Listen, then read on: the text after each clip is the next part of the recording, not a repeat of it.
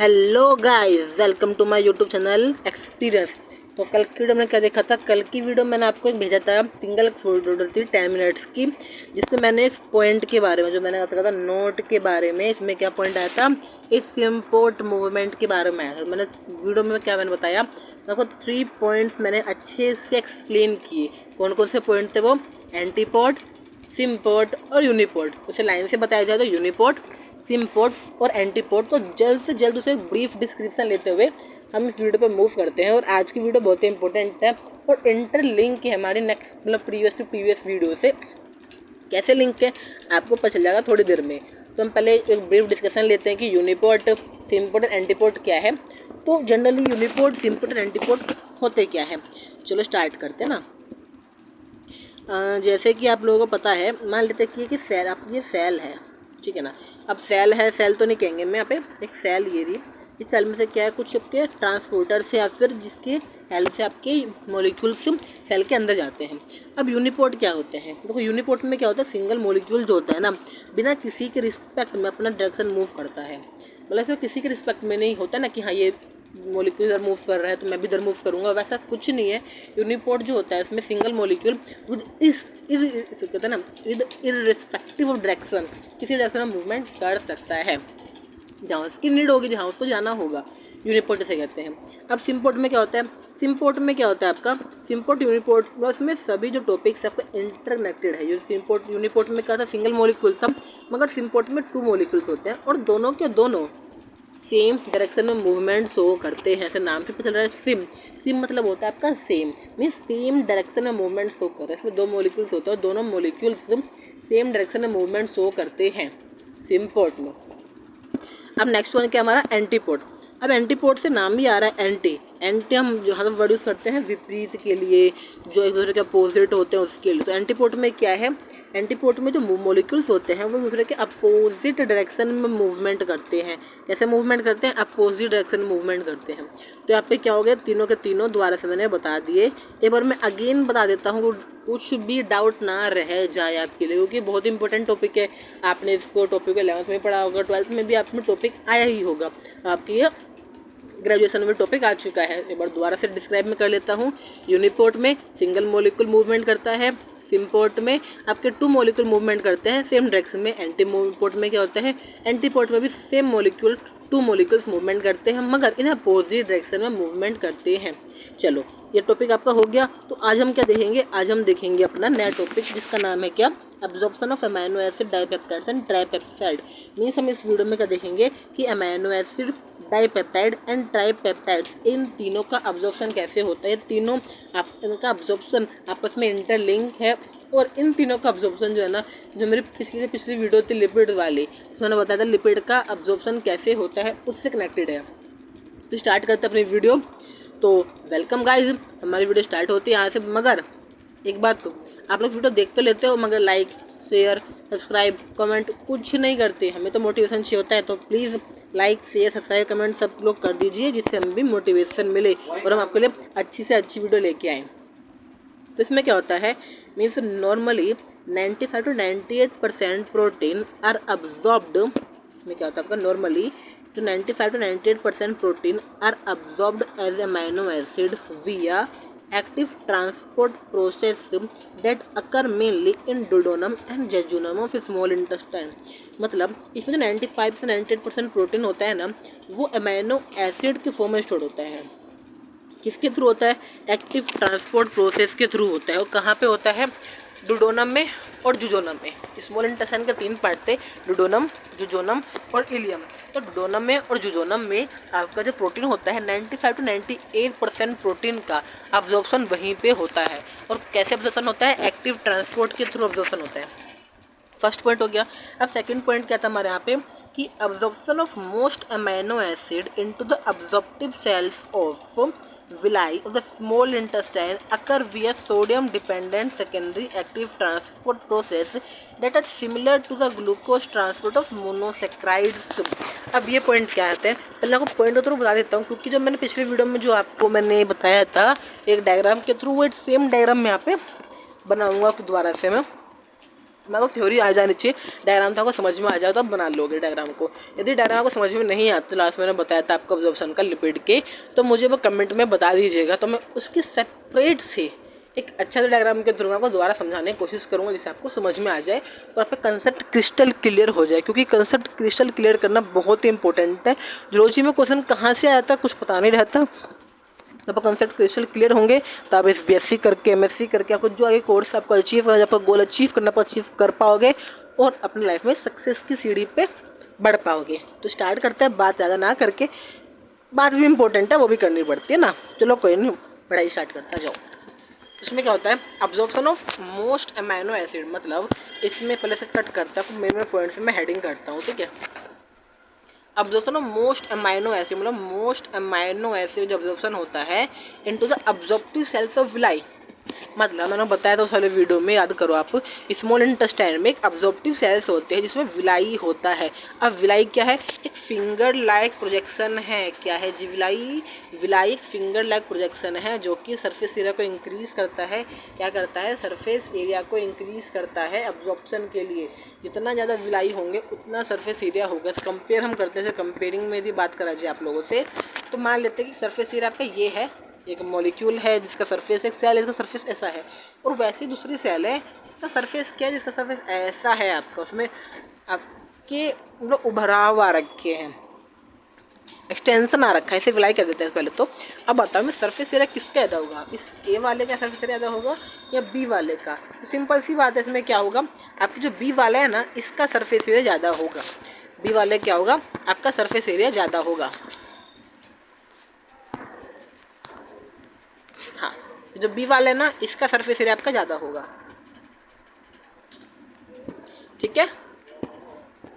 तो इसलिए यहाँ पे विलाई प्रेजेंट होते हैं।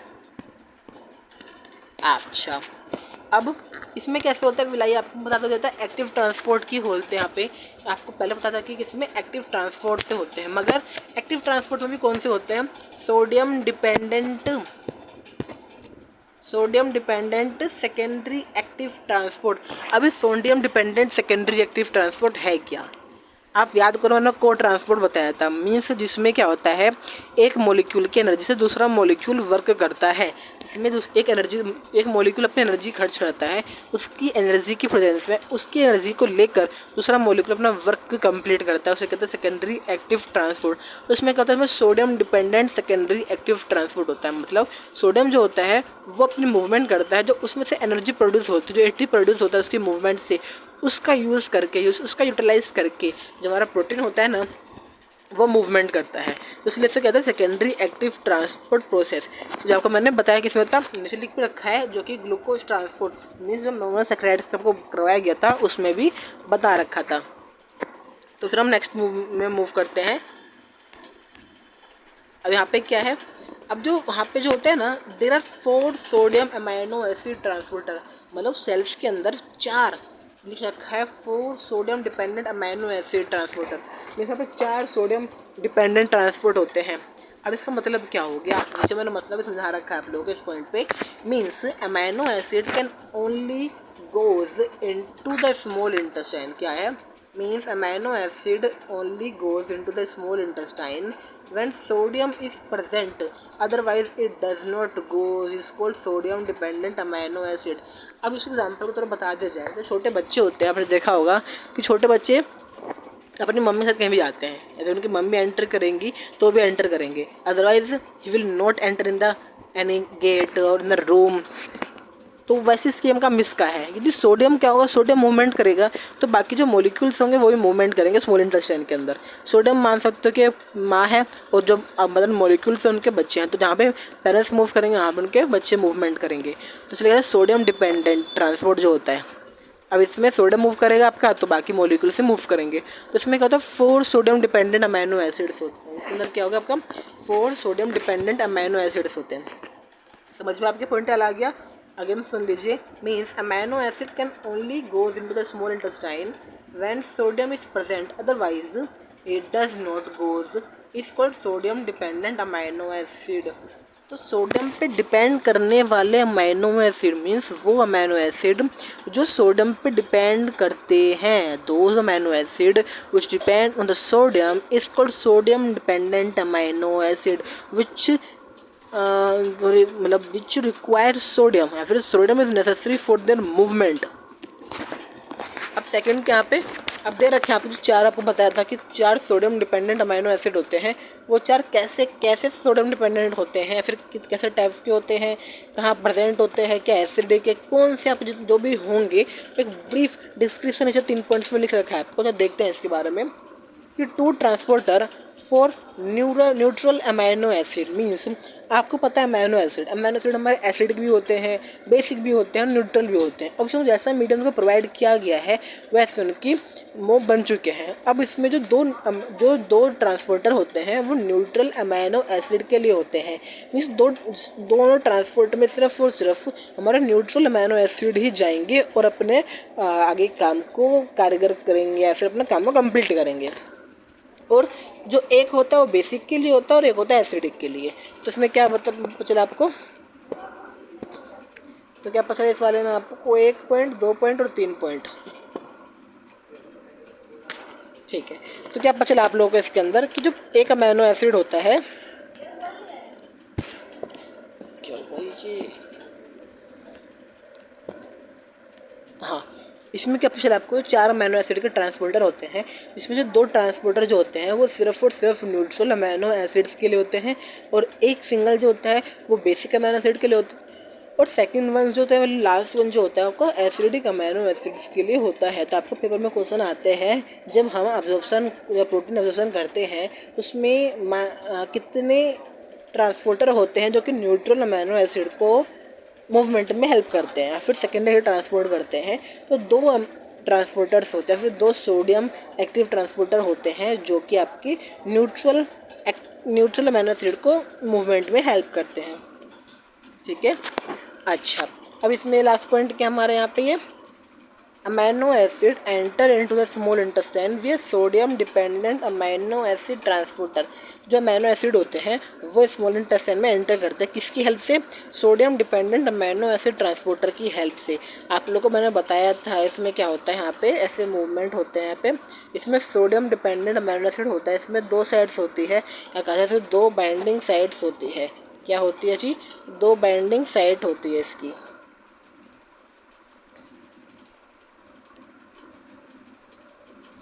इसकी क्या होती है आपकी 2 बाइंडिंग साइट होती है। हाँ, छोटा सा दिखा देते हैं करके आपको यहाँ पे,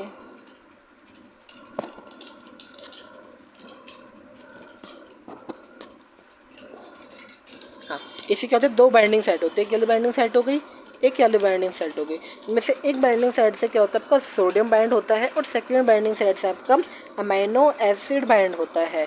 तो इसमें से क्या है सोडियम डिपेंडेंट अमाइनो एसिड्स हो गया। तो जो अमाइनो एसिड जो होते हैं ना हमारे स्मॉल इंटेस्टाइन में सोडियम डिपेंडेंट अमाइनो एसिड की हेल्प से क्या होते हैं एंटर करते हैं, लिख रखा है यहाँ पे अमाइनो एसिड ट्रांसपोर्टर के हेल्प से वो एंटर करते हैं, किसकी हेल्प से, बाय सेकेंडरी एक्टिव ट्रांसपोर्ट के। जब वो सेकेंडरी एक्टिव ट्रांसपोर्ट के बारे में नहीं पता तो मेरी प्रीवियस वीडियो में अच्छी से एक्सप्लेनेशन कर रखा है सभी के बारे में, एक्टिव के बारे में, पैसिव के बारे में, फैसिलिटेटिव के बारे में, code transporter, secondary active transport के बारे में और लास्ट इज एंडोसाइटोसिस के बारे में भी मैंने एक्सप्लेन कर रखा है अच्छे से। तो आप मेरी प्लेलिस्ट में जाकर उस वीडियोज़ को देख लीजिए जिससे आपको एक नॉलेज मिल जाए, बेसिक नॉलेज मिल जाए, जिससे आप वीडियो फिर कंटिन्यू कर लेना।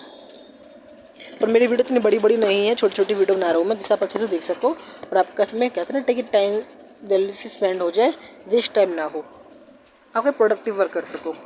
अब इसमें क्या नेक्स्ट पॉइंट हमारा कि absorbed amino acid similar to monosaccharide are ultimately transporter via the blood stream to the liver by the hepatic portal system. जैसे कि मैंने पिछली वीडियो में बताया था आप लोगों को, पिछली वीडियो में कि वहाँ पे सोडियम डिपेंडेंट ट्रांसपोर्टर होते हैं जो कि मूवमेंट अलाउ करते हैं, उसके बाद आके फिर दोबारा से मूवमेंट करता है, दोबारा आपके सेल से ट्रांसपोर्टर प्रेजेंट होते हैं जो आगे मूवमेंट को आगे प्रोसीड करते हैं। जबकि अमाइनो एसिड का जो मूवमेंट है वो सेम आपके मोनोसैकेराइड्स के मूवमेंट के ही जैसा है। तो जो मैंने डायग्राम उससे बनाया था उसमें डायग्राम बना सकते हो, अदरवाइज वो समझ में आ चुका है पहले। हमारे स्मॉल इंटेस्टाइन की सेल्स में जाने के लिए क्या करता है, सेकेंडरी एक्टिव ट्रांसपोर्ट करता है। सेकेंडरी एक्टिव ट्रांसपोर्ट में भी कौन सा ट्रांसपोर्ट करता है, वो करता है हमारा सोडियम सेकेंडरी एक्टिव ट्रांसपोर्ट करता है। उसकी हेल्प से क्या होता है, विलाई में आता है, तो विलाई में अब्जॉर्प्शन होता है, फिर दोबारा से उसका आपका मूवमेंट होता है, फिर मूवमेंट के बाद जो ब्लड कैपिलरीज होते हैं उसमें उसका अब्जॉर्प्शन हो जाता है। तो आपकी ओवरऑल प्रोसेस थी, या फिर कहा जाए तो अब्जॉर्प्शन था मेरा अमीनो एसिड का। तुमने क्या देखा वीडियो में, हमने वीडियो में एक यूनिपोर्ट, सिम्पोर्ट और एंटीपोर्ट के बारे में जाना, और लास्ट में हमने क्या देखा, मेन इंपॉर्टेंट टॉपिक जो हमारा टॉपिक आज का था, absorption of amino acid, absorption of amino acid और ट्राइपेप्टाइड्स, डाइपेप्टाइड्स। तो हमने absorption of amino acid, dipeptides और ट्राइपेप्टाइड्स के बारे में देखा। तो इस वीडियो में इतना ही। तो फिर नेक्स्ट वीडियो में क्या लेके चलूँगा, आपको लेने लाऊंगा अब्जॉर्प्शन ऑफ लिपिड। लिपिड का अब्जॉर्प्शन कैसे होता है, एक लिपिड का अब्जॉर्प्शन एक कॉम्प्लेक्स टॉपिक है, मीन्स इसके जो समझने में थोड़ी डिफिकल्टी आपको आएगी, इसलिए मैं वीडियो को यहाँ पे एंड कर रहा हूँ मैं, यदि मैं वीडियो बढ़ा देता, मगर इसमें दो टॉपिक आपके हो जाते हैं वीडियो में। एक होता है आपका अब्जॉर्प्शन ऑफ लिपिड, तो सॉरी लिपिड कह रहा हूँ मैं, अमीनो एसिड होता, उसके बैक टू बैक लिपिड बताता, तो आपके दोनों को मिक्स कर देते, तो इसलिए ईजिली आपको समझ नहीं आ पाता। तो इस वीडियो में इतना ही रखता हूँ मैं, जिसमें आपको अमीनो एसिड कंसेप्ट समझ लो अच्छे से इस वीडियो में। फिर नेक्स्ट वीडियो में आपको मैं लिपिड के बारे में बता दूंगा, जिससे आपको दोनों की नॉलेज हो जाए और आप उसको अच्छे से डिफाइन कर सको, डिफरेंस का पता कर सको। तो तब तक के लिए आपको मैं अलविदा लेता हूँ और मिलते हैं अपनी नेक्स्ट वीडियो में। तब तक के लिए बाय। और हाँ, लाइक शेयर सब्सक्राइब करना ना भूलें। तो मिलते हैं नेक्स्ट वीडियो में। Tata bye bye.